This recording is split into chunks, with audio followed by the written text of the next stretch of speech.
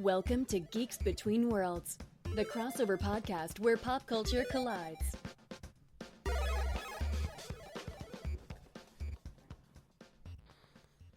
What's up, everybody? I'm so glad to finally getting back to doing the podcast and everything. I'm your host, Oscar Lucio. We are with Steven Scott Horn. How you doing, buddy? Doing great. Doing great. Missed this. Yeah, exactly. So, for those who don't know, I have some terrible news.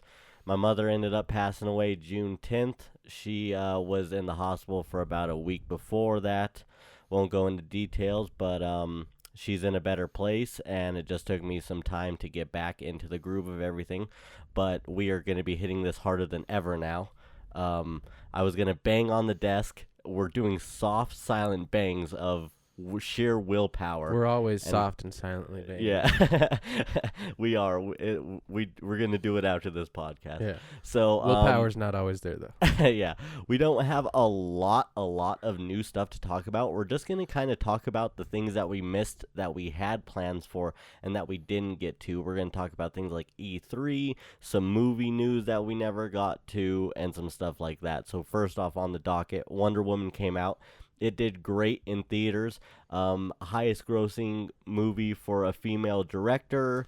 It crossed the 500 billion mark, or 500 million mark last time I heard about it. Still making money. I was trying to go on Father's Day and the movie was still sold out. That's like which 3 is kind weeks. of funny on a Father's Day. Yeah. You expect that to be on like Mother's Day or something, Yeah, but no exactly. Father's Day. Then that's how good this movie is doing.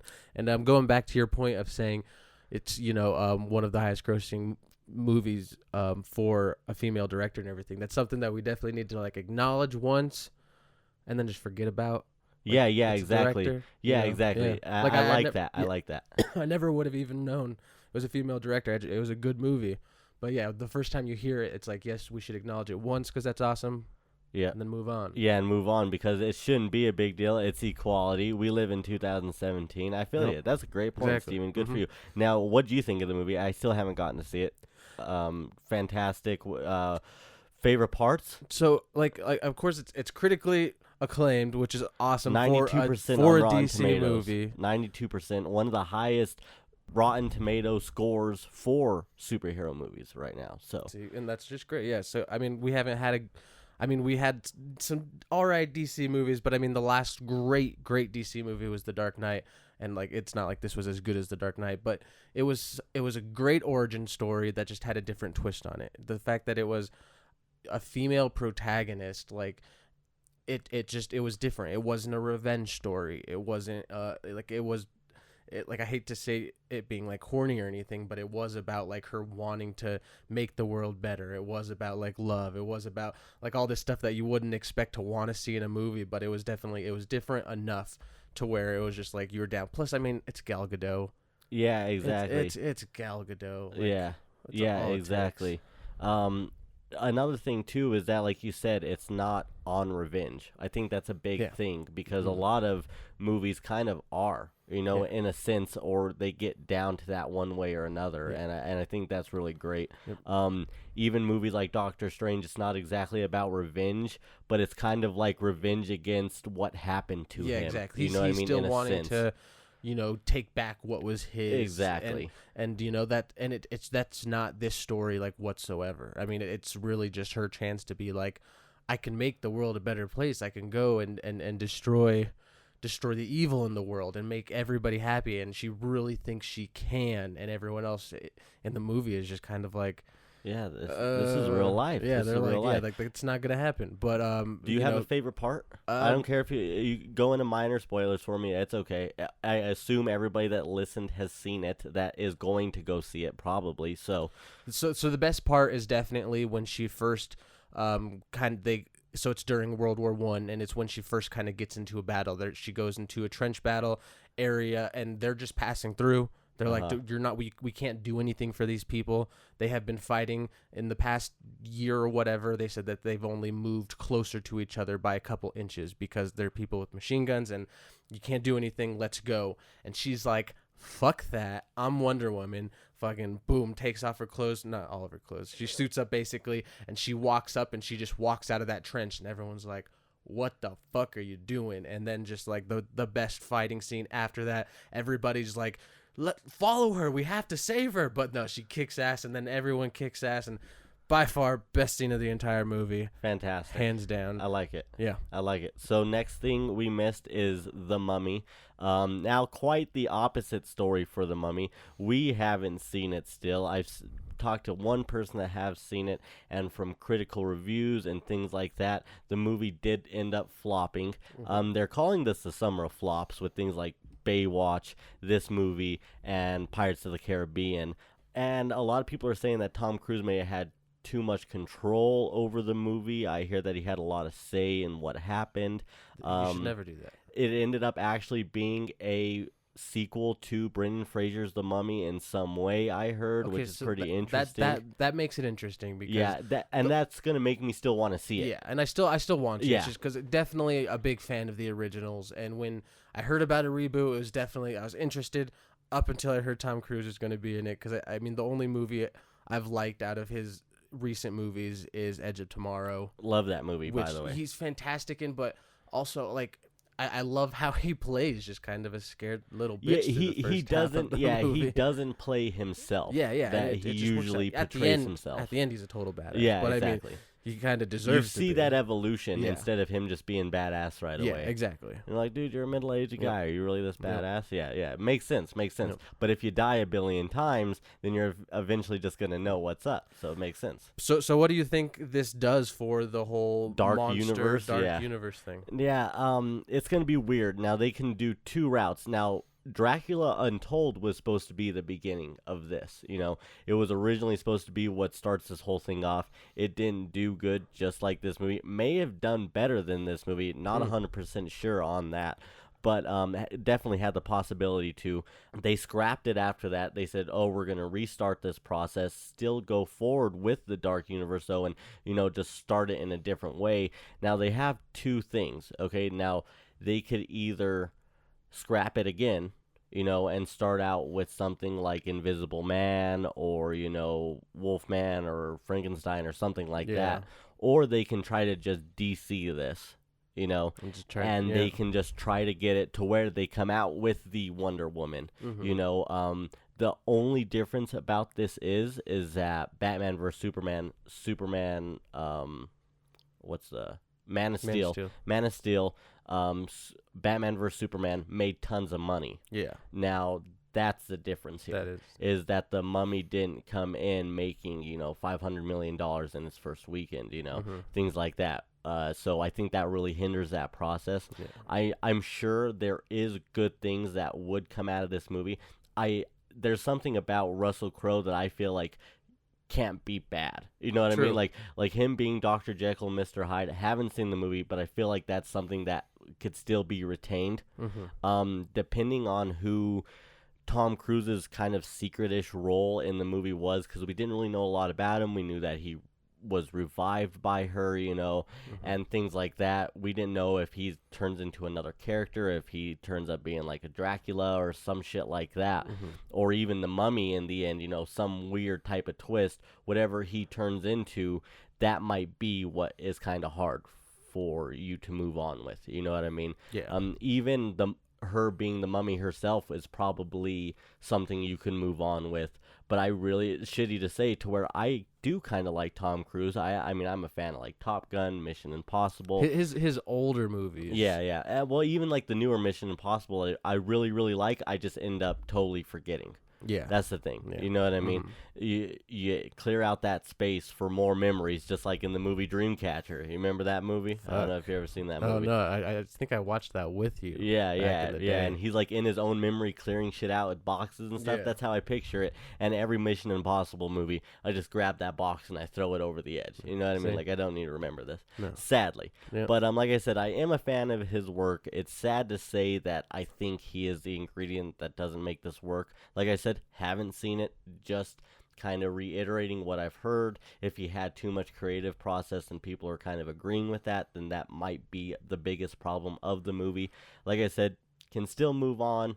We'll just have to see. It makes me wonder how much like comedies in the movie, because there was a decent amount of comedy in The Mummy Returns with Brendan Fraser, and like not a ton, or like with his step brother or Yep. the kid's uncle and everything. Like there was that comedy, but I didn't get any vibe of any sort of comedic anything in Now, any see, of the trailers. and I feel like even though I think Edge of Tomorrow did a good job at displaying like death as comedy at a Yeah. good amount of Mhm. time, or his interactions between him and Emily Blunt, or him and Bill Paxton Yeah. at the beginning, they did a good job, but maybe him having that creative control of the movie led to it being less humorous and things Mhm. like that. One question I have real quick, what was Wonder Woman's side on humor? I know it has Chris Pine in it. Did it have a decent amount of humor or still not a lot? It definitely had a good amount of humor. More Yeah. humor than previous DC movies? I would say just a little bit more. Maybe not as much as Suicide Squad, Okay. but it was definitely funny, and it was mainly the funny parts where Chris Pine, Chris Pine, he was funny, or it was just things just going right over Gal Gadot's head, and Chris kind of being like, hey, like those were the funny parts, or just like how Chris is just enamored by Gal Gadot, and you can just tell, and it's just hilarious because she just doesn't see it or anything like that. So it was funny, but it wasn't too funny like Suicide Squad trying to be funny. But definitely more funnier than Man of Steel, Batman versus Superman. Way more funnier than those scenes. So movies. then you kind of have that then too with the Mummy saying, okay, well, it's almost kind of proven that universe movies tend to work when you have comedy in it, because I feel like that's probably just because you're so associated with the characters and everything around it. When you go into a universe rather than a standalone film, comedy is a part of life. When you get into a universe, it's a wider picture of just one movie or two movies or even a trilogy. You know what I mean? You actually have to essence in that life aspect to where there will be comedy, And I think most people like that. There's definitely some naysayers That- like the Thor movies who say that they're just too much comedy. They're Yeah. too funny. That was the big problem that I had with Thor 1, is I did think it was too funny. And I still think that Winter Soldier is one of my favorite movies because it does a really great job without having a lot of probably Marvel Universe's most serious movie there is still. Yeah, I would say so. Yeah. So it is give and take, but you have to the thing is too is that a lot of comedy is what built up to Winter Soldier. You know what I mean? Even though it had no comedy, you had a whole lifetime of comedy before that. Yeah. I think it's all what depends on what the content is. I mean, Exactly. Winter Soldier it's kind of a big deal. With what's going on and Hydra taking over. Whereas like in the Mummy, like you're summoning up an ancient mummy, like you can't say that with a complete straight face, like you. Yeah, it's not- it's there's just so not much that magic. serious. There's so much Exactly. magic and mystery. Yeah, it's you hard. need to Yeah. level it out and Yeah. put some comedy in there, and I think that's why Thor did it, is because he's a god. Like And Marvel did. I think that was their first big risk. Yeah. To where Thor Well, still made them I guess a their lot first of money. big one. Their biggest risk would definitely be probably Guardians of the Galaxy. Yeah, absolutely. Yeah. But starting out their first 3 films to start out the Avengers, Mm-hmm. Thor was definitely the one to where they were just like, oh, this Yeah. is much different than Iron Man and Captain Yeah. America. This is a whole nother plane. because it's just not grounded whatsoever. Exactly. You know? Exactly. So that we've seen those funny instances between, Captain America and Black Widow. And when we watch Winter Soldier, we remember all those funny times, you know what I mean? And then I think that adds to the seriousness, because we're like, oh, we've seen these people have fun. We've seen these people laugh. And when you see Captain America mad at Black Widow at the beginning of that movie, you really feel it. You're like, oh fuck, he's pissed at her, because you know how close they are. So we'll just see if the Dark Universe will rise again. Before the movie came out, they announced castings of like Javier Bardem as Frankenstein and stuff. So we'll just have to see where that goes. Yep. Next big thing is E3. Bum, E3 bum, bum. was something that I barely got to cover kind of online, something that really helped me out with dealing with everything that happened with my mom. It was the same weekend as everything, so I was able to like kind of get distracted in a good sense, and so there was a lot of stuff that happened. First, let's break into Xbox's conference.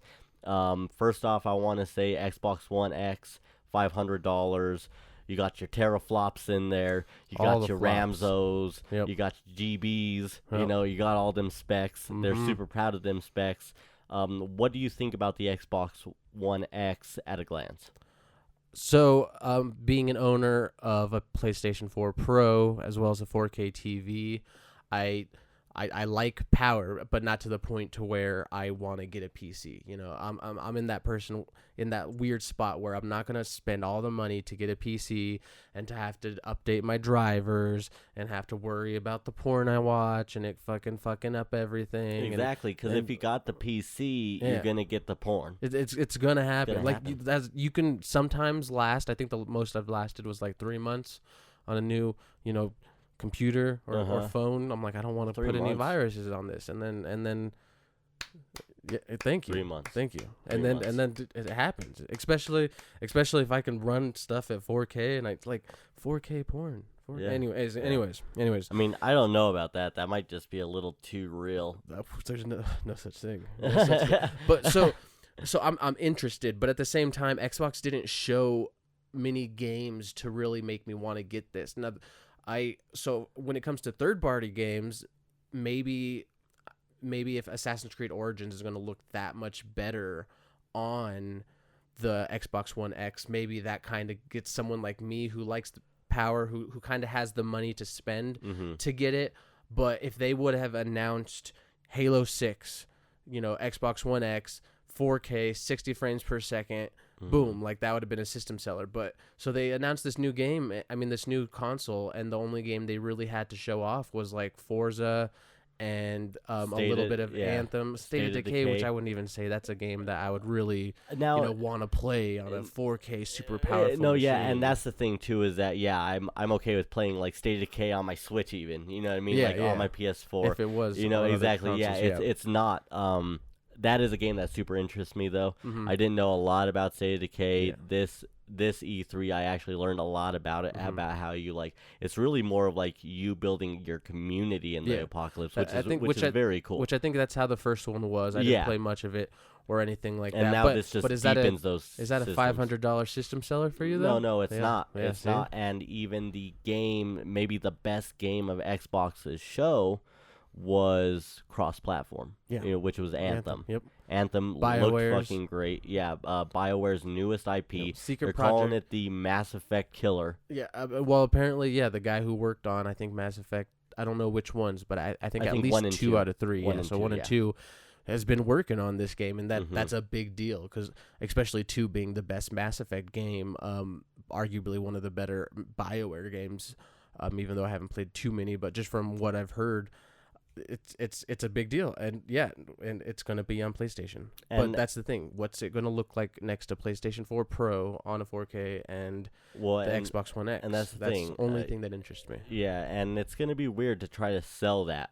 Like this Yeah. is 4K for the PS4 Pro, and then this is 4K for the Xbox One X, and to a consumer, that's gonna be so Yeah. hard to sell. Yeah. Unless if you're you read Digital Foundry every day, Mhm. shit like Which that. I love Digital. Yeah, Foundry. no, They Digital know their Foundry shit. is fantastic. They really stepped up into the whole hardware and deep specs of reviews. Fantastic site. Go check out Digital Foundry if you haven't, and you're a tech head. It will very much pay off. But I'm not the every consumer, so I'm a little interested in this. I Yep. guarantee you, most consumers are going to be like, no. It's a heavy price point. Yeah. Now the thing is that you can't build a PC that does that for $500. no. So that is super interesting. It makes sense. Yeah, why it's priced where yeah, it is. and that is nice, and I respect it. Mhm. It just is coming out at a wrong time.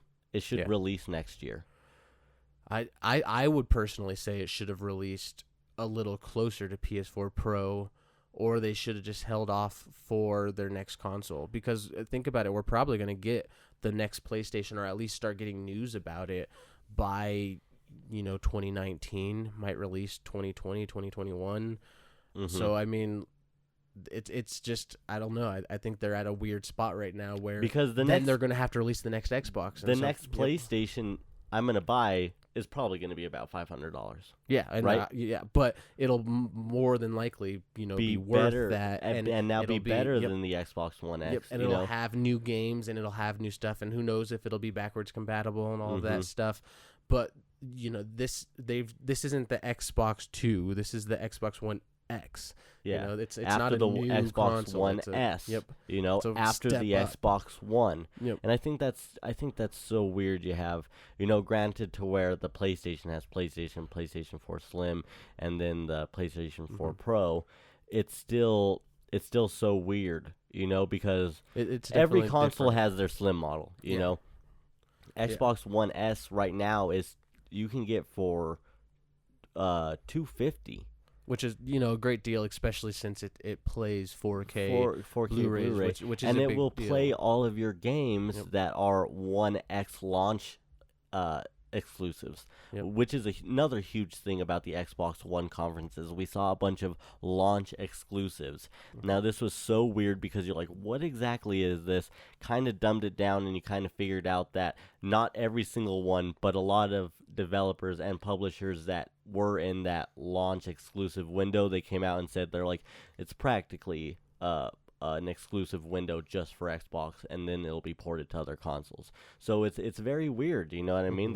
They put themselves in the position again to where now it's Tomb Raider, you know, and now it just doesn't make sense again. And you see how Tomb Raider didn't do that though. I was expecting a hint of the next Tomb Raider, honestly. And I was wondering, like, is it going to be that, are they going to try to now hook in Square again and like, oh, but now we have the One X, let's try to do this again. And, maybe since you did it at first, it'll build on that. And all those Xbox players will feel that exclusiveness again and, try to gear towards buying that game, but they stepped out of it. They realized how much I think that hurt their sales It when destroyed that game. when it came to PS4, Well, just in total, like, I think it didn't do that great on Xbox. Like, it did okay. People, like, critically it did awesome, but it just didn't make those numbers. And then, sure, it sold decent on PS4, but that's a year gap. That's like, you're splitting your paycheck and then by after an entire year. and then even after being ported, even though you have the 4K and stuff like that, the PS4 Pro patch, there were still scenes that looked better on Xbox One, and that is clearly just because it was ported. You know what I mean? Like when you're climbing up, like you sent me the screenshot of her being on the mountain when you first started playing it, like that looked better on Xbox One still though. Like there was just something about it. Like when I watched your brother, because I played the first hour on your brother's Xbox One, and we know how nice his TV looks for not being 4K, and it did. Like I just remembered when I plugged or when I finally put in Tomb Raider to my PS4 and I'm playing through that opening scene of her climbing the mountain, I was like, I felt like this looked better last time. You know what I mean? And it's just so weird. You know what I mean? And but yeah, it completely hurt it. So we'll just have to see, like, and I hope that Anthem isn't a big window of exclusiveness. You know what I mean? Like, I feel like that will just really hurt Anthem if that's the case. Did they definitely confirm that it's going to be released first on Xbox, or if it's going to just get all the DLC first and stuff on Xbox? Now, see, when it was announced, it said Xbox One S or X launch exclusive. So that was touted on the bottom of the trailer. Now that's the thing though, is that we don't exactly know what this means for every single publisher, every single game. I assume unless if they have some sort of contract that is totally, at a dead end with any type of negotiations, I feel like the publisher could come out with the game on other platforms as much as they want, Yeah. But you get back to the Destiny 2 to where that's why it'll also be running at 30 frames per second on the Xbox One X is because they do have that contract with PlayStation. Yeah. They're not going to give One X 60 FPS. There's a lot of weird naysay in there. People are saying it just can't handle it, but I'm like, I don't think Destiny is that powerful to where the Xbox One X can't handle it. If I'm buying an Xbox One X for $500, it better be able to yeah. play Destiny 2 at 60 frames per second. There is exactly. nothing in my mind. Just like how I was telling you with the Switch at first, you know what I mean?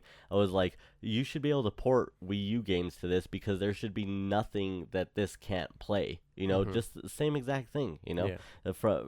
There's no way it shouldn't, you know? It just doesn't make sense when you have that price point. You know, and like especially when you're talking like, what if the Destiny head comes into you know, and all they play is Destiny? They're not super into all these specs and teraflops and things like that. They're just a hardcore Destiny player, like if you would find a MOBA player, you know.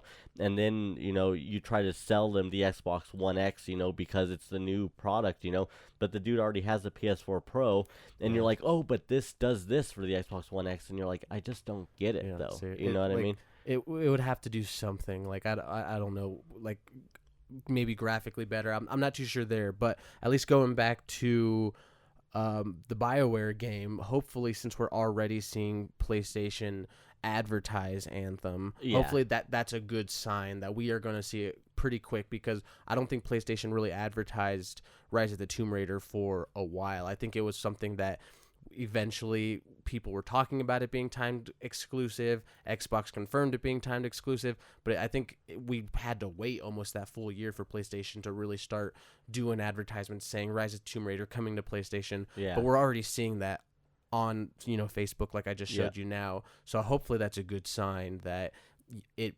maybe is short if it's going to be a timed exclusive, or they just give them the DLCs. I heard people say that some people are complaining that it might be like a Destiny ripoff, so I'm assuming it's going to have a lot of big online play components into it, which means there could just be, you know, guns or suits that are exclusive to the Xbox for that full year, like on Destiny, which I'm okay with completely. I'm okay with that too. No, I mean, you gotta try to do it. And another thing is this why Andromeda was so fucked up? There's so many talks on that. I read there was actually a small report on, I don't know if it was Kotaku, I think it was, and they were saying that that game was originally supposed to be like No Man's Sky, where it was supposed Andromeda. to be Andromeda was supposed to be, you know, just a procedurally generated world that you can go and explore and stuff, and they got so far into it and then scrapped it. So I think that really killed it. But also, they had the B team working on Andromeda while the A team has been working on Anthem. Yeah, exactly. So in a way. And this probably means that we won't see Andromeda or Mass Effect again probably for, I'm going to say, 5 to 10 years. Which, I mean, I'm okay with. I'm kind of okay with, especially since, like, so I'm playing through Andromeda right now. It is a fun game. The combat looks great. The combat's fantastic. You honestly, like, the first time you're playing it, you're looking at the facial animations and you're like, I see what people are saying. But after you get a couple hours into it, I don't even notice it anymore. Like whatsoever. But it's still not like a game changer. Like, a part of me wants to stop playing it and just go back to Horizon, Platinum Horizon, because Horizon is just such a perfect game, unique game. You know? So, anything else? Xbox One.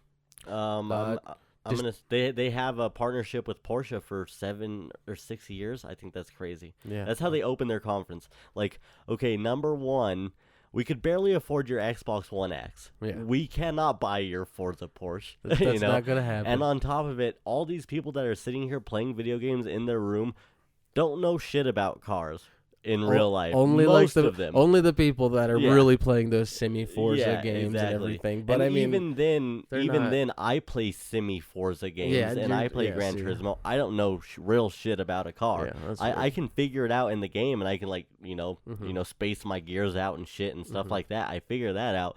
But, like, to really do that in a car, no fucking clue. Yeah. And I cannot afford a Porsche. So I thought that was such a weird way to open their fucking conference. Just doesn't their make pacing sense. was great, though. I thought their pacing was really good. The pacing was good. I would say, for my closing kind of comments on the whole thing, was, where's Halo? You know, I definitely would have liked to see something Halo is on there. Xbox 2A. Yeah, you so know, see something, and that's what they're holding, dude. They which gotta is be. which is understandable, or they're just, I don't know. I wanted Halo, and also, what was one of the other games they showed. Oh, they showed off a new Metro game, which I didn't play all of the first The Metro two. game actually looks It, good. it does I'm glad look that really you good. brought that Yeah, up. yeah. So Also, there's should little stuff be- they did here and Also, there. should be cross-platform though. Eventually, Yeah, it should be because it should be. The first two went on PlayStation. it was a bit later that they did go on to PlayStation though. Much later. Yeah, Yeah. so- So that's going to be a little interesting. Those games did were look were different. fan-fucking-tastic. Yeah. Though. I will give it that. Yeah. That looked like a beautiful game. Looked like a freaking Crytek game. Like it looked so good. You know what I mean? Like it looked great. It makes me wonder if it's the same like developers and studios. I'm assuming it has to be, but yeah, the first one definitely was a little older and it didn't holds age up. like too, I mean Yeah. it holds up at some parts, but the mechanics themselves Yeah, were yeah. definitely a little aged. Mhm. The second one I didn't get to play too much of, so I'm hoping that this is a good point for people who have never played any of the games to Yeah. just jump in, which I'm assuming it looks has different to be. enough. Yeah, I've played some Redux, and I thought that it was just, weird. I don't know, like it just felt like when you play Homeland, Yeah. or what was that game? Was that called Homeland? Yeah. It just felt like you were playing like a Homeland type of game, to where it was just like, this is your FPS that wasn't exactly budgeted. You Yeah. know, as good as other FPS, but we gave this studio a shot to see what they did, and they obviously did good enough with Metro. You Yeah. know, I didn't get to dive into the story elements and stuff like that, but yeah, from what I've seen of the new Metro game, it does look fantastic. I was definitely really a high blown point. away actually. So now let's move on to Sony. You really enjoyed this conference. Yep. It was the most it had the most games that were important to me. I didn't like the pacing as much as I liked the Xbox conference. Like I said though, the games and for what they did was better. Yeah. Starting off, let's talk about their pre-show that didn't make any sense to anybody.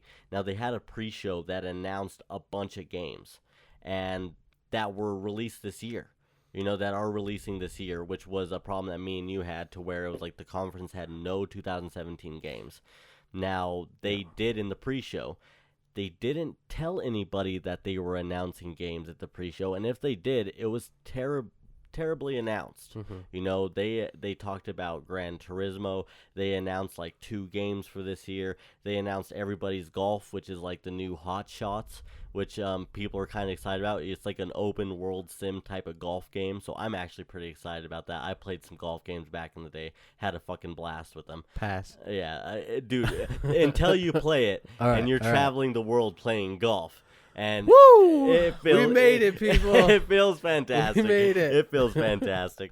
But yeah, you know, it just didn't make sense. You know, they did announce Gran Turismo for fall 2017 in the pre-show.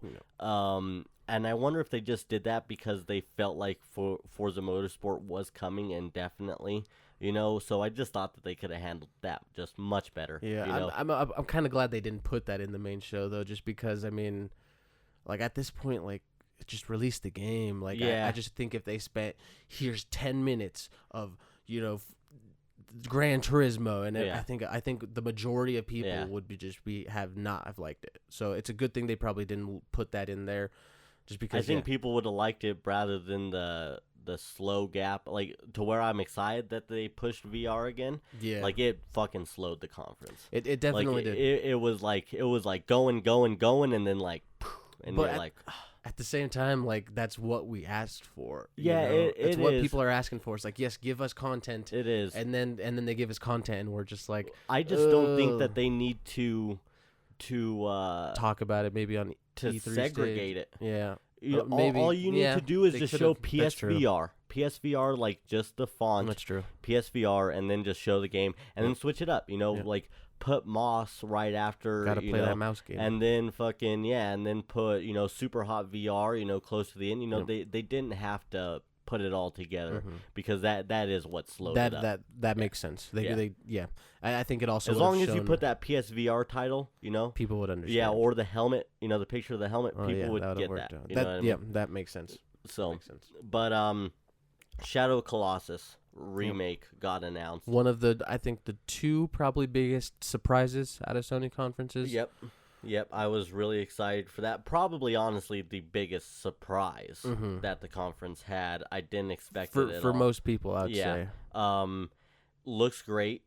Completely remade, new controls, building it from the ground up. Blue Point, the people that made the remasters of Ico and Shadow Colossus, are going at it. So With Japan Japan's- Studio, so it's being held to the chest and also being partnered with a company they're super familiar with. So I'm excited for that. It makes me glad that I never finished the game. Mhm. I got it free on PS3 at some point. I think it was Yep. the remastered one. And I never finished it because it being a remaster, the controls were definitely still a little, old and dated. And so I think I just ended up selling my PlayStation anyways for the PS4 Pro. Never finished it, and it was one of those things I always regretted. But hearing this makes me just so happy that I never got to finish it back then. And now when this game comes out, I get to finish it and beautiful graphics with hopefully much more updated controls. So Yeah. yep, that's great. Another thing is that do you think maybe this had something to do with any of Last Guardian problems? It looks like they've been working on it for at least a year, maybe a year and a half. It looks like, you know what I mean. So I like it's weird to say because they were working on The Last Guardian up until it fucking released. I have no doubt about that. Yeah. You know what I mean? Yeah, I think that game was just, I don't know if it really making this remake really hindered The Last Guardian per se. I think that game already was just going to do bad just because of how old it was, how old some of the tech was, and it just wasn't going to go anywhere. So I think maybe knowing that was going to happen, they kind of started to work on this remake, but I don't think it hindered. You don't think it hindered any process? Not really. I think honestly I think that game it wasn't maybe going to hindered it in a good mental anyways. state. You know what I mean? Maybe. Like just for the fact that people were working on The Last Guardian and knew that another team was working on a Shadow Colossus remake, I think that had to be like added pressure. You know what I mean? Yeah. Like fuck, like at some point they know what we're doing isn't working. That's true. You know what I mean? Maybe not exactly they even hindered knew the about it, process. but- Yeah. But yeah, I- I think either way that game wouldn't have if Shadow of the Colossus was never being remade, I still think that game would have done. Yeah, what it did, as it did. Yeah, know? no, that makes sense. Another thing is that even though Last Guardian didn't do as great as people wanted it to do, I think this is a perfect time to announce it. I think it is close enough to The Last Guardian to where those fans are still in a positive light. You know what I mean? Like whatever the experience was, I mean, I heard people saying, I couldn't get this fucking flying dog to do anything I said, and at the end of the game, I still enjoyed it. You know what I mean? Like, it was still enjoyable enough to that fan base to where they have it in a positive light, and now they know that their favorite game is coming within a year, hopefully. Yeah. You know what I mean? I think there's also just people who loved Shadow of the Colossus that don't follow games too much to know that The Last Guardian was made by the same team. So I think there's some people who just they play a couple games here and there out of the year, and they heard Shadow of the Colossus is being remade, and they got excited about it, not even knowing about anything that had to do with Last Guardian. And then there's probably some people that just played Last Guardian even, and then maybe heard about it. newer now, gamers. Yeah, and then probably went to go play the classic version or something like that. It was like, these controls don't work really great. But I mean, that trailer, it fucking looks beautiful. Like that game looks fucking beautiful. Yeah, and I'm they really excited just by how good it looks. Aesthetically. Yep, and hopefully it's not just like a vertical slice or anything, but I really like that they definitely did it side by side basically next to some of the original games.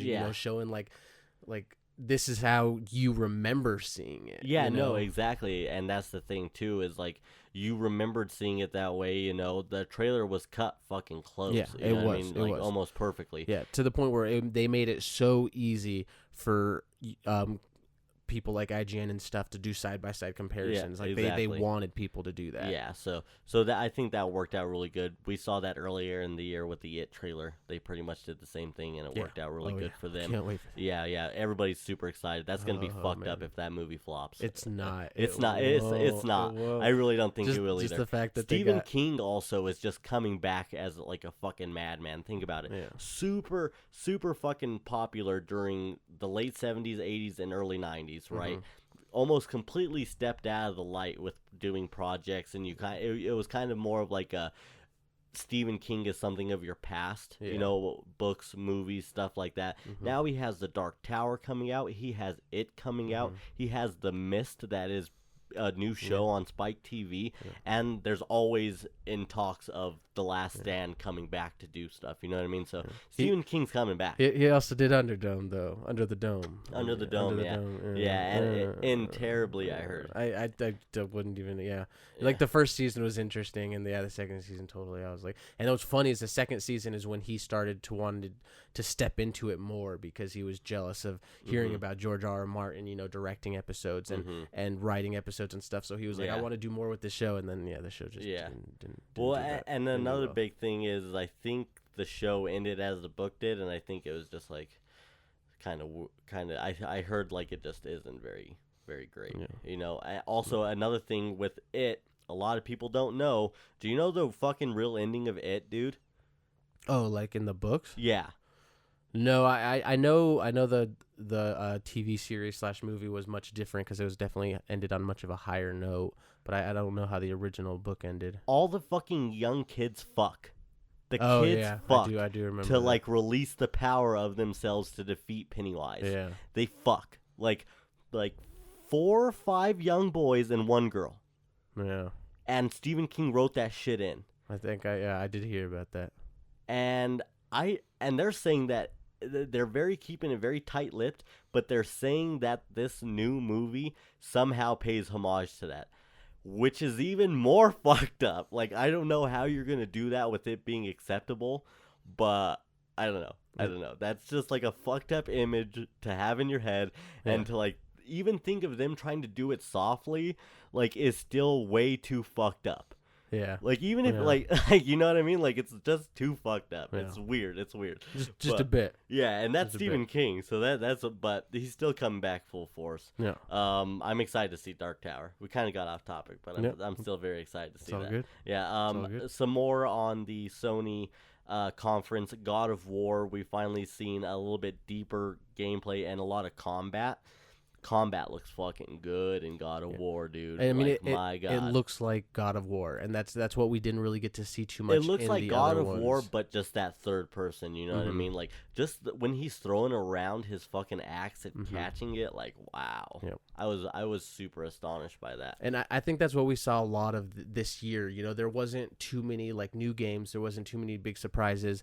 There was a lot of games that's coming out in 2018 that we heard about last year, the year before that, and this year they're like, let us show you more.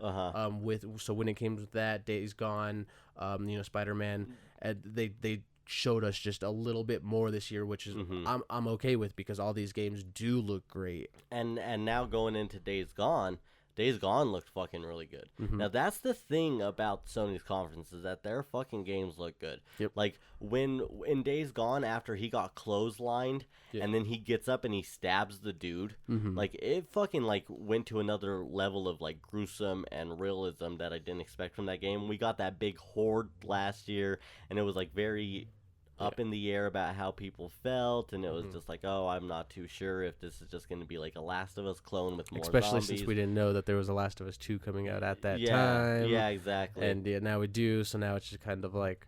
Yeah, and then it's like at a point to where it's a little 50-50 with Horizon, it feels like. It feels like Last of Us and Horizon had this baby called Days Gone. So I'm really excited about that. I hear the bike is like a character in the game. Like, the creators are saying, like, your bike is a character. No, you can't whistle your bike. No, your bike doesn't auto load anywhere, like when you sleep or anything. your bike is where you leave it in the map, and it stays there until you get your bike It's through the whole game. It's like Zelda and your horse. It pisses me off. No, well, You can kind of whistle, but I'm saying if you're way up here on this side of the map, and Epono's way down here, you can't get Epono over there. You're like, son of a bitch. Yeah, you gotta that go to does a stable. piss I you guess off. you can go to a stable, Yeah. but that's interesting. With Days Gone, at this point, I don't really want to see anymore. Yeah, neither do I just want to play it. Yeah. You know, Yeah, exactly. I'm not 100% convinced yet, but it being a Sony exclusive, it's probably going to do. They're fantastic. saying that it is a Sony exclusive. They are saying it, well, so. it is. It's Yeah, banned. it is, It's, yeah, Sony yeah, banned. So yeah. it's not. It wouldn't do anything else. It wouldn't go anywhere else. But it's just at this point, like, how many zombie games do we get and everything, and then like the whole like biker aesthetic scene about it. I'm not like 100% interested in, but I'm sure once the game comes out, it's going to do great, and I'm going to play it. But at the moment, if it doesn't come out which it could come out this year, but if it doesn't come out by next E3, I don't want to see it at next year's E3. I feel like a big thing too is like I feel like they put themselves in a deep hole with making Last of Us and Days Gone simultaneously, being both exclusives. I feel like I feel like it really does, because Days Gone will be, compared to Last of Us Horizon Zero Dawn. Now, Last of Us 2 Part 2 will be compared to Days Gone, Last of Us 1, and probably Horizon, if Horizon is really, those mechanics are put into Days Gone like that. You know what I mean? Yeah. And I think it does it. I think it really puts it in a tough spot to where everybody that played Last of Us is going to play Last of Us Part 2, so that doesn't matter. Yeah, what I mean? Within my top 5 favorite games but of all time. it'll put reviewers and critics in a tough spot, because there will be things that Days Gone has that Last of Us 2 doesn't, and there's things that Last of Us 2 will do better than Days Gone, but it's just going to be weird. We're going to receive the games within a whole separate year away from each other. How do you feel about? There's no way. Yeah, There's absolutely. And whether that be a good thing or not, or whether Last of Us 2 is done, they are not going to be like, all right, let's release these 3 months from each other. They are absolutely. going to hold them just off. the fact how much we've seen of Days Gone right now, and how much we haven't seen of Last of Us Part 2 just shows you how far in development that really is. Yeah, you know what I mean? They're probably barely doing anything with Last of Us 2. It's going to take a while for that game to come out. I mean, I don't know about a while, but I mean, Naughty Dog can fucking bust out a game. When Naughty Dog does a game, they put their whole fucking team on it, and they get it out decently fucking fast. But they also delay. Yeah, they do delay. And so I would say there's no way we're getting, if we're getting that game, it's probably going to be announced to be fall 2019. Yeah. And I would not be surprised if it was delayed to 2020. And I'm okay with that. They do what they need to do. Because I was, again, a naysayer. I didn't think they should make a sequel. I was like, nope, the first game's so perfect, it doesn't need to be. And now they're saying, no, we have more story for you. And I'm like, if you fucking say so, I'll listen to you. Yeah. But at the same time, I'm not playing that Uncharted DLC, bitch. Yeah, no, I might play it a little bit. I feel We'll you. see. Well, and that's the thing, too, is just like, I know it's weird, like, nobody thinks of Uncharted like as a best of show type thing, because it is. It's just like, even though it's a standalone thing. Yeah. Well, it's still the Lost DLC, Legacy. you know? Yeah. So yeah, Lost I mean, Legacy. people see Uncharted as No, yeah. But yeah, Lost Legacy. Nobody yeah. like. People are interested, but yeah, I definitely like. They should have starting the opened. conference that They way, opened like, with it's so stupid. They like, should have opened with the Frozen Wild, or the Wild Frozen Lands, or the Frozen. I don't know. I can't remember whatever the DLC the Horizon's called. Yeah. They should have opened with that DLC. I would have even said, don't open with the DLC at all. But you're right. I'm definitely more excited about Horizon's DLC than Uncharted. Go Horizon's DLC. Go God of War. Go Lost Legacy, go Shadow of Colossus. That pacing would have been fucking great. Would have been great pacing. You know what I mean? Kind of closing thoughts. Spider-Man is the last game I really want to talk about. Spider-Man looked great. It was my personal E3 game of the year. It was just fucking immaculate, dude. Like wow. Insomniac knows what they're doing. Yeah, like for me, my favorite parts of E3 was that, and then another Sony thing that I'll mention right after this. But one of my favorite games of all time was Spider-Man 2, and this game just feels like it's going to give me everything I want in a Spider-Man game. It's going to give us more than Yep. that, and they confirmed that you did see a lot of quick time events, but that's not what the game is. Yep. It is still an open world game. There'll still be the fucking kid that wants his balloon. There better not fucking be. But But it'll be the they'll open cool world. like that, there'll be and side. it'll be missions. nice. And I think people. So something that I heard is when you went backstage to see that game is that we saw someone playing that demo that was very in touch with the game. They've played it a lot, and they were able to execute the small quick time in the corner. You know what I mean? Yeah. To where you would make Spider-Man combat look the best. Now, when you went behind closed doors, People are they showed you not pressing those, just Messing pressing up. the attack button instead. You know what I mean? Kind of more along the lines of Arkham Knighting fight. You know what I mean? To where you can just dodge or punch, and do it that way, and not doing all the quick time events around you or getting hit. And it's not just fluid like we've seen it. Like there will be skill to this game. A lot of people say that they want the quick time corner to go away. I'm okay with saying that. I think that is a new type of gameplay to where we exactly haven't seen. You know what I mean? And sometimes you won't execute it correctly, but a big thing why we liked Arkham Knight and the Arkham series the Arkham series, Arkham City, things like that, Arkham Asylum, was because it was a new type of combat. You know what I mean? It really was, in a sense. I mean, if you think about it, it was fucking quick timey. You just knew the buttons in your head. You know what I mean? You knew when to dodge. You knew when to walk away. I mean, there was people getting 150 hit combo. And that's because you were so good at quick time. That's what people I think don't really get. I think they definitely perfected it in Arkham, but I would still say, I mean, it was still kind of similar to like God of War combat. So I wouldn't say it was like brand new combat per se, but they just did it right, and they did it in their own way. I feel like it's much different than God of War, honestly. But I mean, you're still kind of doing it off combos. If anything, they just gave you more, options. But I mean, at the same time, it's not that much more options. If you're facing an armored guy, you hit Y instead of X. So I mean, or if you're facing this guy, you have to make sure to dodge him first. So I mean, yeah. Yeah, I just felt like, it was just way more heavily based on, you cannot do what you need to do in God of War and be fine.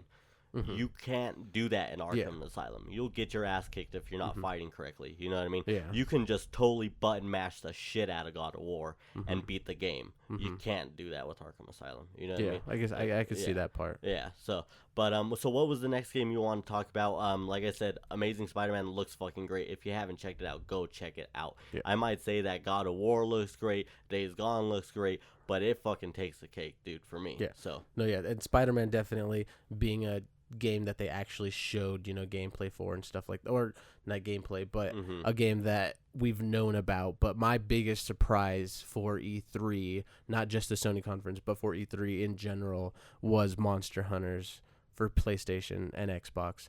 I am so excited for that game just because I played a little bit of the Monster Hunters. I started with Try on Wii U, and I played a little bit of Monster Hunter 4 on the 3DS, and it was fun, but at the same time, I wasn't playing with anybody. Yeah. But I mean, I loved the combat. The combat's very Dark Souls-like. It's not like there's a lock-on button where you're going to lock on a character and, just do tons of damage. You have to be good at fighting. You have to be good at doing that stuff. And then also just the gameplay mechanics. I mean, you're just going out there hunting monsters, using their materials to make you swords for yourself, make shields for yourself. And they were fun games, but I didn't like playing them on a Wii U and a 3DS, which weren't exactly like my favorite consoles of all time. Yeah. PlayStation 4 being one of my favorites. So if you're going to give me a more realistic Monster Hunter that I can play with you, or I can play with a friend that wants to come in, plus they took out the little, because you just had little areas that you can kind of fight in, and then you'd have to load into another area. In the original Monster Hunters, they took that away. This one's going to be not open world, but it's going to be seamless to where you're just exploring a big area of hunting the monster you need to hunt. like that. I'm so excited for that, and that was just my biggest surprise, like even more so than Shadow of the Colossus, because Shadow of the Colossus, like that's cool and everything. I want to play that game, but it's like, oh well, it makes sense that they would do that. Yeah. It didn't make sense that they would make a Monster Hunter for me at all for this The game. Monster Hunter Worlds is a great surprise to where I think the finished product is going to be fan-fucking-tastic. Yep. The first half of that trailer I hated. Yeah. Like, I was like, this looks like a boring game. I was just confused. I was like, what is this game? Yeah. I wouldn't say it was boring, but they definitely didn't want you to know it was Monster Hunter, But which didn't make sense. The thing is, too, is like not that Monster Hunter is boring, but it's very like, I don't know, it's very Eastern, and it's very like kind of like a standalone-y type thing to where like, you know, like very light music in the background, you know, like once I understood that it was Monster Hunter, like I understood why the trailer was that way. But yeah, like the first half of the trailer, I was just like, get to something. Yeah. Like you just kind of seen this dude like slowly looking at his sword and like walking through the forest, and you're like, okay, like, but then it showed the dragon on dragon or dragon on dinosaur, whatever it was, and that was fucking dope and completely sold it. Yeah. But yeah, so it's like I think presentation itself, sure, it might not have done good for the show, but not really speaking about the show or the presentation or anything like that. Like I am excited for this game, and you definitely have to play a Monster Hunter to understand yeah, Monster exactly Hunter. And that's why I say like when you see that trailer at the beginning, like if it was just like showed PS4 and then Monster Hunter Worlds and then you saw that trailer, 10 times better of a trailer, the probably. trailer would have been better, but it opened up, and you're like, I don't really know what's going on. And what's even funny is I think we can safely transition into Nintendo now. I thought Mario Odyssey trailer, I thought that was going to be Monster Hunter 20 being ported to Switch, because it started with the dinosaur. It started with the dinosaur, and I yeah. was like, okay, Monster Hunter for Switch, fucking cool. And then it was like, no, Mario And then Odyssey, you just see that control a hat on there, dinosaur. you're like, what? Mario Odyssey looks great. Got best of show from like IGN and stuff like that. That song they played in that trailer too. Like I could just listen to that song over and over again. Like it was so just weird. At first I was like, terrible song, and then it so was just down, like 100%. sold. It was like sold. It looks great. I think it's gonna be so awesome. It was weird. There's some things that I feel like were a little limited when I saw the game. Like when we seen him on certain buildings, and it kind of had like that super basic backdrop behind him. Like it kind of felt like the world was still limited, but I know it's not going to be that way. It will be like the galaxy times 2, you know what I mean, type of feel, to where like you have like your individual planets and stuff like that. You know, in it's your going to be areas. way more like Sunshine, and like 64, Sunshine, not like Galaxy, where it's kind of like these little planets. It's going to be, you have your hub world, and then you have all of your worlds that you can go into, that you have all of your little stars that you can collect in each of the worlds. See, that's kind of like Galaxy though. It is, but like Galaxy didn't like have like a pure hub world, and like you didn't go back to a planet. You didn't go back to a planet to discover more. It was just like a little stage where you went in there, beat to it, where and in then Sunshine, you kept going back to the town. Yep, you know, or exactly. Super Mario 64, you kept jumping back in the painting, and then it would be like dun dun dun dun, and you just jump into a different star. That is probably the biggest difference. Yeah, that is going to be nice. I'm really excited for that. The only thing that was weird about Mario Odyssey, other than like him throwing the cap, and like that's the best thing about Mario Odyssey in my eyes, is like playing as a Bullet Bill, playing as a Koopa, you know, doing all this stuff. You know, I could give a fuck about a frog, but like playing as a Goomba, Koopa, Bullet Bill, it's gonna be fun because you never get to play as those characters. It's definitely gonna be cool. It's not gonna be as often as I think we think. It seems like, because you can't just throw your hat on every one of them. It has to be one of them that has a hat on, and even if you do throw it on them, it is limited. So I mean, it's going to. There was no hat on the frog when you threw it on there, or the Bullet Bill. I think that was I think so. It's not. They don't have to have a hat. I know there's certain enemies though that you can transform into, and some you can't. Because I saw a lot of people playing, and they were just throwing their hat at Goombas and stuff, and they were just dying. So there are specific ones that you can. So maybe every Bullet Bill you can. Only certain Goombas you can. So maybe like every frog you can. But there definitely was it wasn't every single person they threw their hat on for some Gotcha. reason. I don't. Maybe know also exactly it was what just a different control scheme. Maybe it's like holding your left trigger, targeting him, and then throwing your hat, and instead of just So throwing I your heard hat I to heard attack. someone say it wasn't all of them. Oh, okay. Yeah, it's like one of Gotcha. the guys saying Little it's not going to disappointing. be every. Yeah, Little disappointing. just a little bit, and even if it was every one, it's not like you can explore the entire world as the Goomba or Yeah. anything. It did seem like they are going to all be Uh-huh. kind of short. So yeah, a little disappointing, but like nonetheless, it's another be great. Mario. It's Gonna- another Mario yeah. game. I Like, it's hope gonna be it's perfect.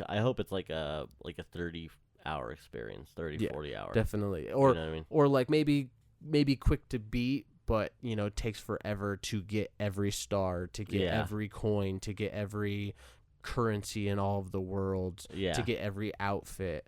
So The outfits seem awesome. yeah, And I love how in like the Mexico levels you can like go into 2D Mario. You know what I mean? it seems like even more than just those levels. I think because I saw like on the trailer, like it looked like just a castle, and he was on the 2D. So I think that's nice. going to actually be something that they explore through a lot of the game, which is going to be awesome. Yeah, so I'm super excited. Coming out October 27th, the day before my birthday.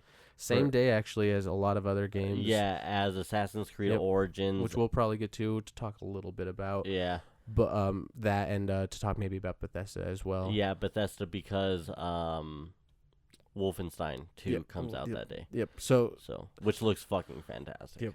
Yeah. So but I mean other than that, like the other Metroid big, Prime yeah. 4 Metroid was Prime 4. my biggest surprise of the show. I was super excited about it. I was hyped. It was great to finally know that they're doing it because before that it was like We're just hoping. it was like fucking waiting for a trilogy Valve game. You know what I Yep. mean? It was like you were really wondering if it will ever happen. Yep. Finally says that it's happening. Nintendo just pulled out all the right stops, and because of it, they're my E3 conference of the year. Mm-hmm. And that is generally because when I used to watch E3, it was about surprises. Mm-hmm. Sadly, E3 is not becoming that, which is kind of a problem that I have with it. Yeah. And, now Nintendo Directs are happening. Now PlayStation experiences are happening. Mm-hmm. And I think that's what companies are saving their surprises for, you know what I mean? Yeah, at the time Yeah. where I mean when like the PlayStation 4 was like announced, we had PlayStation, we had Kingdom Hearts 3, we Yeah, had Final yeah. Fantasy Yeah, we had 7. So yeah. and now they are kind of saving that for other stuff, but it's because they're PlayStation's in the showing money. off the games. Yeah, they're showing off the games. that do Uh-huh. look awesome. Yeah. But yeah, with Nintendo, I would say that was an amazing surprise.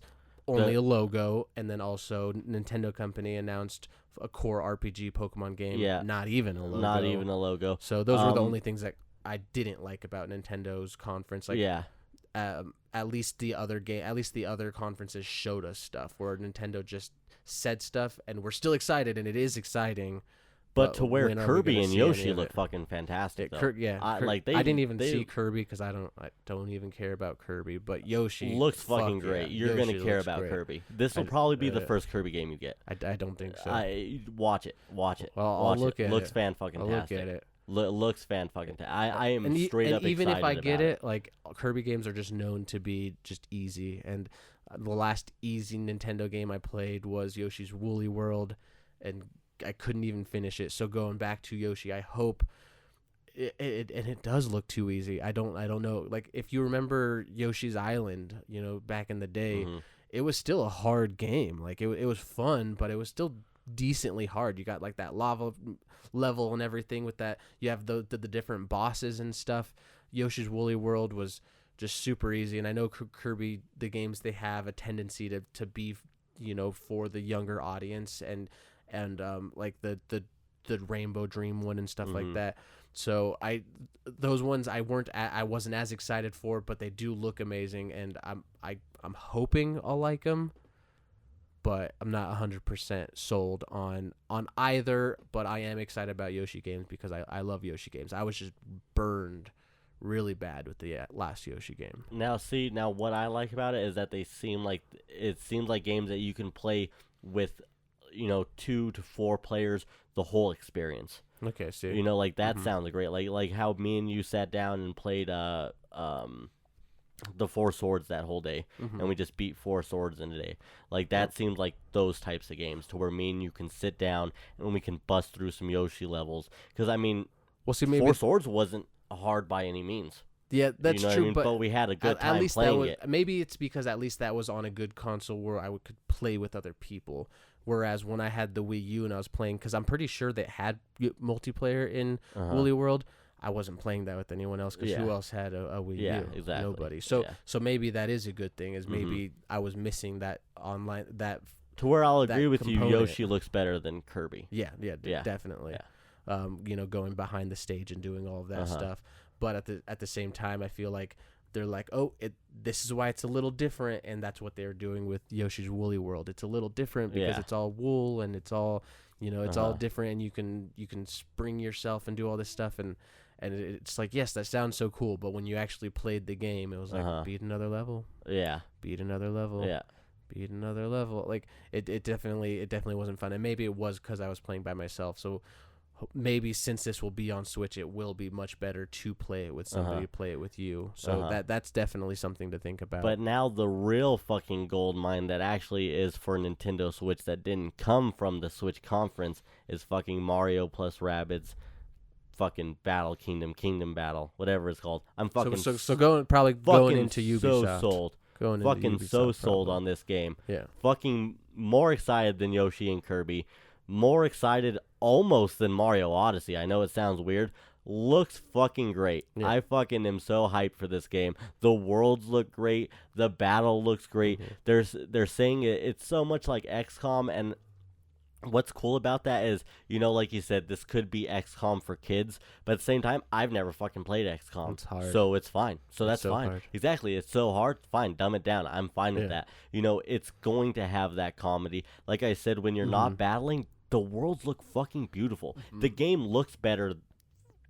Like, the game looks aesthetically pleasing more than Odyssey to me.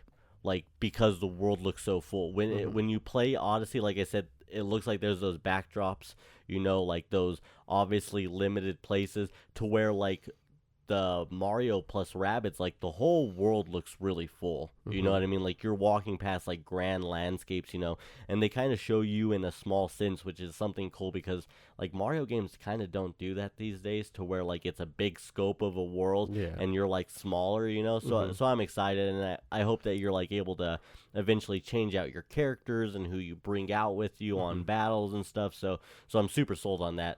This also is the game now to where now they have fucking nonstop games. Like, they fucking did it. Yep. They fucking had, you know, Mario Kart, then ARMS, then Splatoon, now Rabbids, and then after that in September you have another game, September like 22nd or something like that. I can't think of what game it is. Fuck. See what I would say. The But thing then that you I'm have most excited Odyssey about in October. So it's like they literally have a fucking AAA-ish game, you know, coming out every single month. Yeah, which is awesome for the And Switch. they keep definitely. saying that Xenoblade will come this year. They I think keep they saying think it. I think they said by December. Yeah. But I think the best part about Rabbids is just the fact that they are finally willing to go to a third party developer and be like, this is our most prized possession. Yep. This plumber right here with this mustache and this hat and all these characters. Yep. We're going to give you this asset, make a game for us. We'll help you a little bit, and that's the most exciting thing about this game. Like, the game itself, I'm interested in. I'm probably going to play, but the fact that they are willing to do this just speaks just so crazy for Nintendo, because this is just a different Nintendo now than it was, you know, a couple years ago. Like, now we have smartphone games. Now we have them working with Ubisoft on games. Now we have, you know, the Switch. Like, even though this wasn't in Nintendo's conference was finally for the consumer. Yeah. You know what I mean? And that's what did it. You know what I mean? Like I said, they didn't really show a lot. You know what I mean? But like, back in the day, like the Final Fantasy VII reveal trailer didn't show anything. It was just a bunch of pre-rendered cutscenes. You know what I mean? Which, I mean, to me, a pre-rendered cutscene and a logo title is the same exact thing. You know what I mean? Like, I will not be seeing this in game. You know what I mean? Well, it's like you're practically showing me just a moving logo. Yep. You know. And and it's the same with them announcing a core Pokemon game. Game Freak working on a core RPG game. They didn't even show anything, but they're very conservative. Game Freak and the Pokemon Company. They're like, we're only going to release games on mobile platforms because it's Pocket Monsters, and they don't like to change up stuff too much. But now they're saying, yes, we're going to be working on a core game, and I feel like that was Nintendo being like, look at. We need to do this. People are asking for this game. You guys have to do this, and I think that's why they got Pokken out of the way. Yeah, exactly. I highly doubt that they only put that in the E3 conference because of the response to Pokken. I feel like no matter what, that was in their conference. I feel like it would have. I think because of the reaction to Pokken, I think that might have kind of influenced it. But I'll tell you what, like, I am definitely more I'm accepting Pokken now that I know that they are definitely working on something, because the way that they did that was horrible. They were like, we got a new Pokemon game, it's going to be for the Switch, you guys are going to love it, it's Pokken, and then they didn't say anything else. It was like, no, I hate you guys, I'm not going to play this fucking game. And then they're like, all right, we are working on a core RPG. I hate you guys, fuck off, die. Fuck you all. Now they're like, all right, we are working on a core Pokemon game that's going to be for the Switch. Who knows what it's going to be? It can be crazy Breath of the Wild. It can be retro, pixelated, running around catching Pokemon. I don't even care, but just the fact that they said they are working on it, I'm like, all right, thank you for doing that. You know what? I'll give Pokken a try since you guys gave me this. So I think they needed to say that. They had to their say little that they release, were doing that. in that little trailer too, they said that it's about a year out. Oh yeah, so, it's gonna take forever, and it really makes me wonder. Yeah, like I was saying, what kind of Pokemon game is it? Sure, it's gonna be core, but is it going to be like Sun and Moon, where they're gonna be kind of walking around like that? Is it going to be? I do think it'll be like on the Sun and Moon, 3D type kind of, of, most likely. area. But I feel like they can pull it off better on the Switch, and so maybe because I didn't really care for that kind of aesthetic as much on X and Y, it was just kind of like it looked a little weird. I would much rather play gold and silver top down, you walking around all chibi like I'd much rather play that. And maybe that's just because of nostalgia. So I'm interested on what this is gonna be. Is it gonna be beautiful? Are they gonna change it up? Is it gonna be you're walking in the grass? Like they can. It's the ball's in their court right now. Yeah. Who knows what they can do? Like just the fact that they're gonna be making it on a home console, quote unquote, because and then when it they is say portable. when they do say a year away too, I mean it makes sense, because then that's their holiday game next year. Yeah, you know what I mean, which will sell consoles. Which generally Pokemon games come out around October anyhow, which is I'm pretty sure October or November is when Ultra Sun and Moon come out this year. So it makes sense. It makes sense, and it is. You have Odyssey this year, and then you have which is a system seller. Yeah, Pokemon exactly. A system seller. Exactly. Metroid. Maybe a system seller. From where Kirby and Yoshi look along in development, it looks like those will be where ARMS and Splatoon are coming out this year.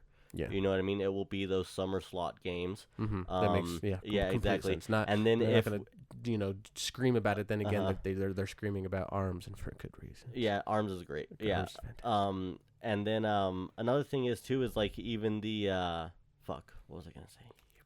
You brought up ARMS, and now I'm just like, I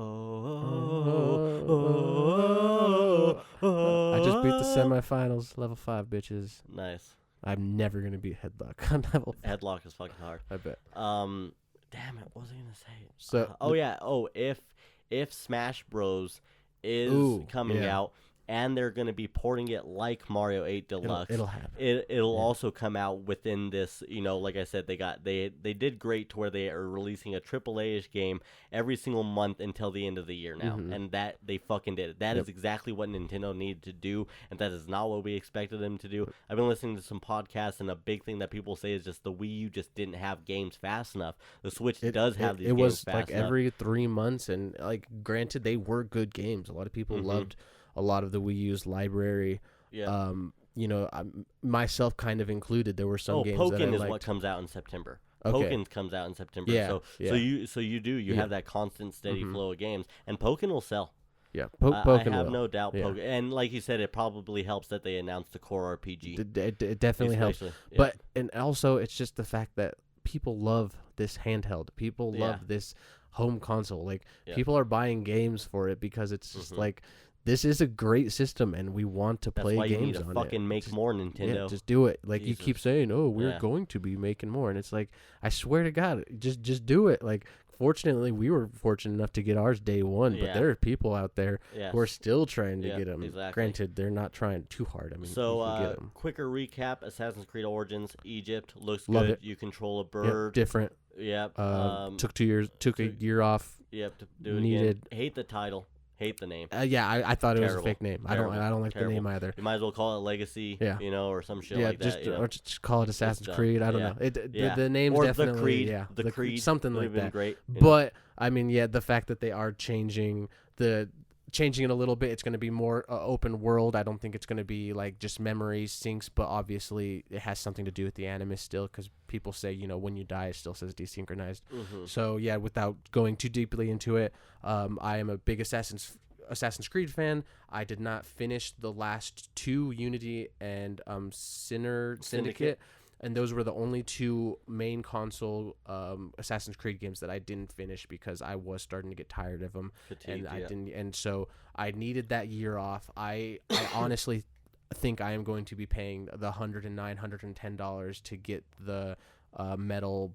What about for the the $700 metal- edition? No, $100, Are you and I'm sure? going to be You getting sure? the metal Okay. tin, the gold metal tin Yeah. Assassin's Creed, and I'm going to play the heck out of that game. And you know, this is going to be finally the game that gets me back into Assassin's Creed. cool. It really Good. is. Yeah, that's good to hear. I know it right away. That's good to hear. I love the setting. Yeah. I really like the way, you know, 1 and 2 played. Mhm. But I just dropped out of it, and Yeah. then once you get so far out, you know, Oh, it's, yeah. it's hard to come Completely back in. understandable. But it was definitely games that I enjoyed, so I Mhm. know that I'll enjoy this game. Yep, that's good to hear. Going into they Well- announced Beyond Good and Evil 2. Yep, and then Far Cry, they showed a little they more. showed a little bit more Far Cry, Mhm. which is going to be the first Far Cry game that I get into. Good. I watched Good. the shit out of Matt's brother Nate play Far Cry 3. Loved it. Far Cry 3 is yeah, fantastic. great. Voss was a great antagonist. Mhm.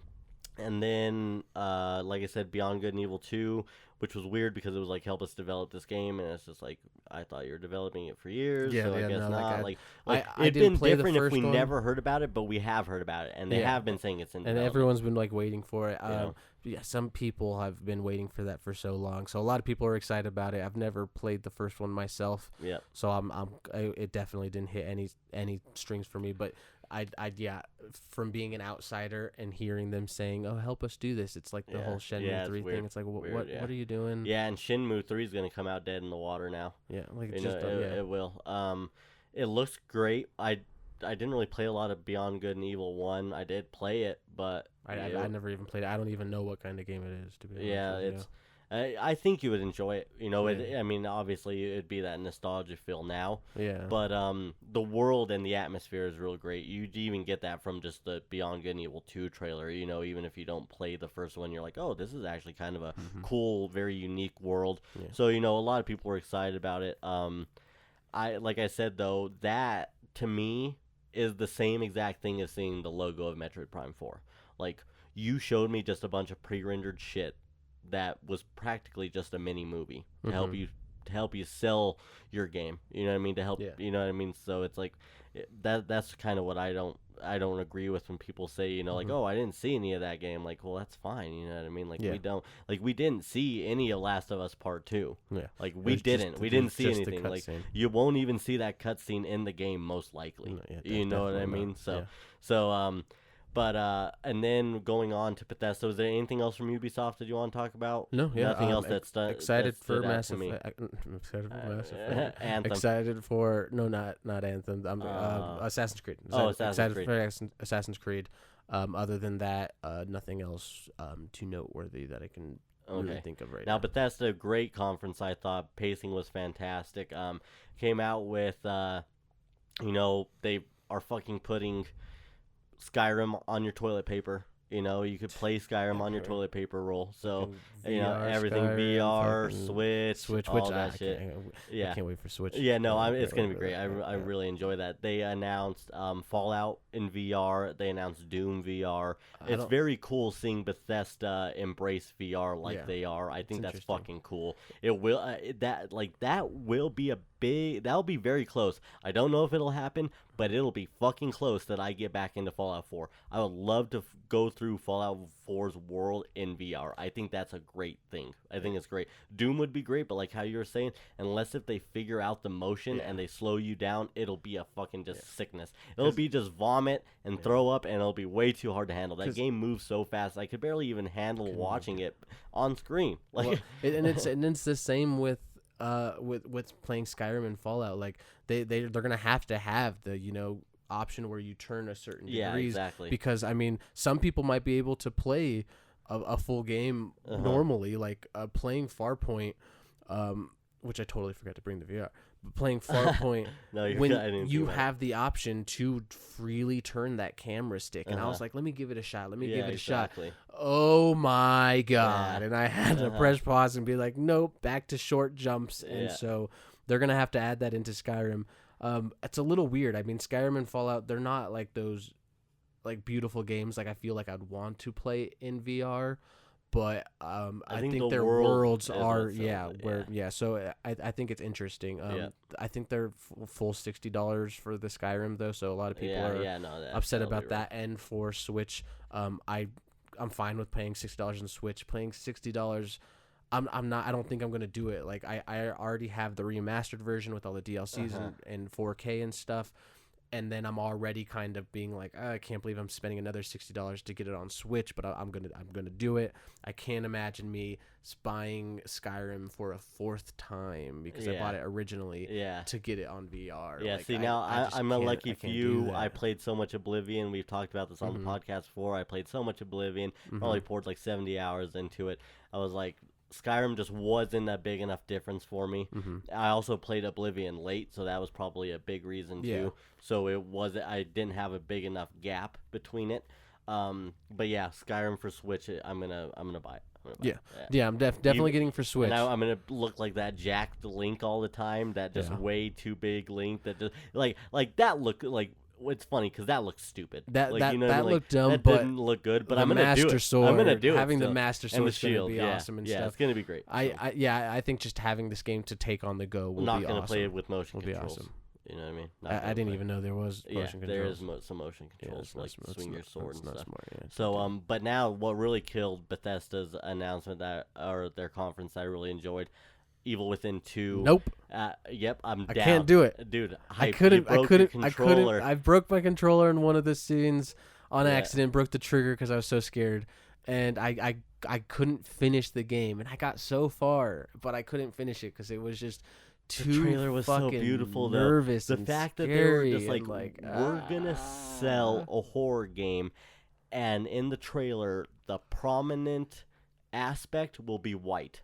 I think that's fucking cool. Yeah. Like they were just like, we're gonna sell a horror game, and we're gonna like throw this white paint over everybody. You know what I mean? And like, and I think that'll be like a big theme of the game, to where like in the first one you had the chick with all the hands and the hair coming at you, you know, which was probably the Which I scare- think she's yeah, returning. though, returning. I but, think yeah. So now I think that we will get that, because I feel like they put in way too much to this white overtaking paint, which it could just be a trailer, but I think if they put that into the game to where like, because you know you've always done the thing to where like, oh, you walk into a scary place, like the Silent Hill effect, and then it starts getting tarnished all around you and it becomes dark and black, and Yeah. you're like, all of a sudden you're like in this hell. Well, what if all of a sudden like everything starts becoming white and this white paint starts like dripping from the walls, you know, and things like that? Like that'll be a very cool aspect. That's almost creepier, because one of the Exactly. creepiest things that I found about The Evil Within was when you were fighting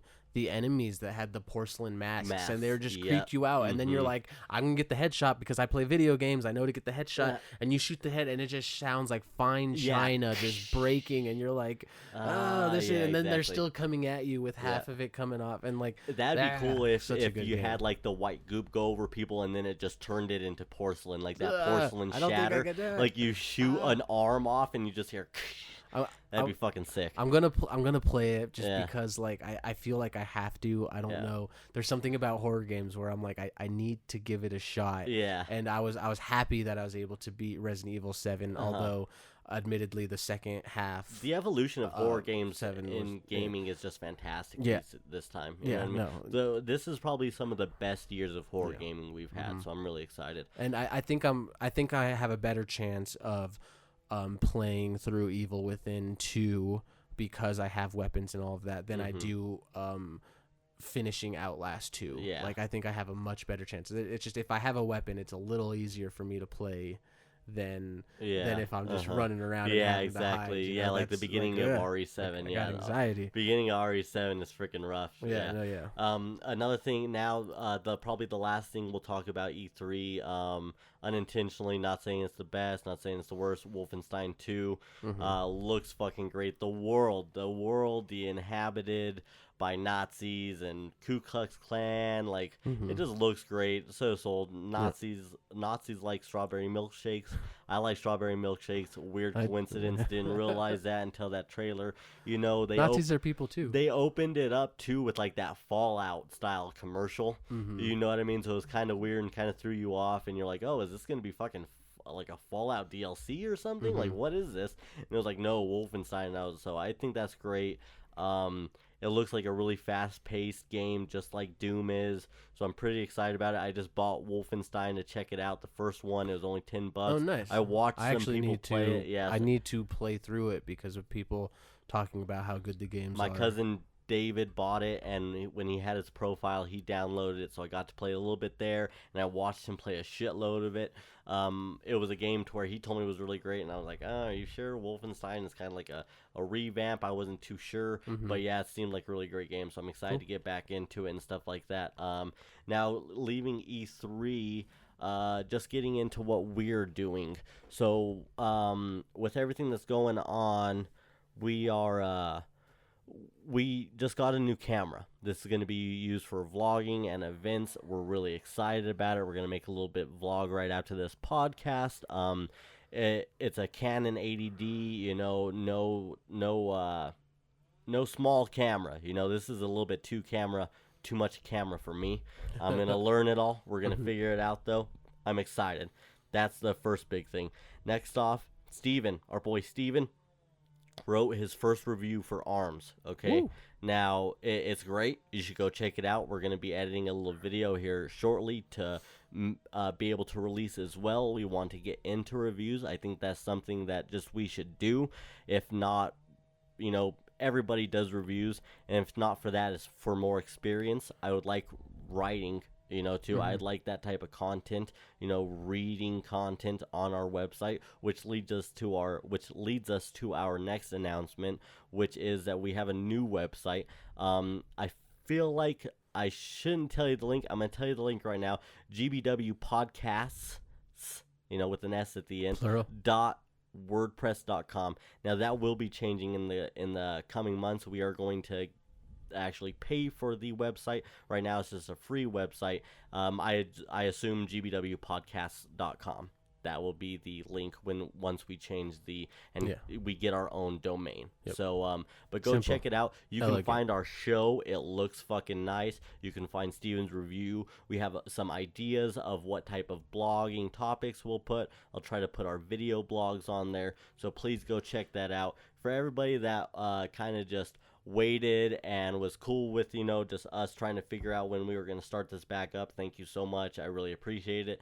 Just needed the time to just like soak everything in that's happened. Like I said, my mom's in a better place. I love you, Mom. So glad that I get to do this and keep doing this. I love this, and I hope you guys love us doing it. Steven, any closing comments? Play ARMS. Play ARMS. Go do it. I like that. Don't expect to be better than me. just don't do it. Yeah, exactly. You go in and be like, I'm going to play ARMS, but Steven, if I ever played Steven, yeah, exactly. he'd probably beat me once and then Yeah. never play me again. Yeah, he used to be like that with Mario Kart. Yeah, I'm still pretty good. Just not better than me. Thanks for listening. Like what you hear? Subscribe now and feel free to drop us a rate and review. Stay current with all things Geeks Between Worlds.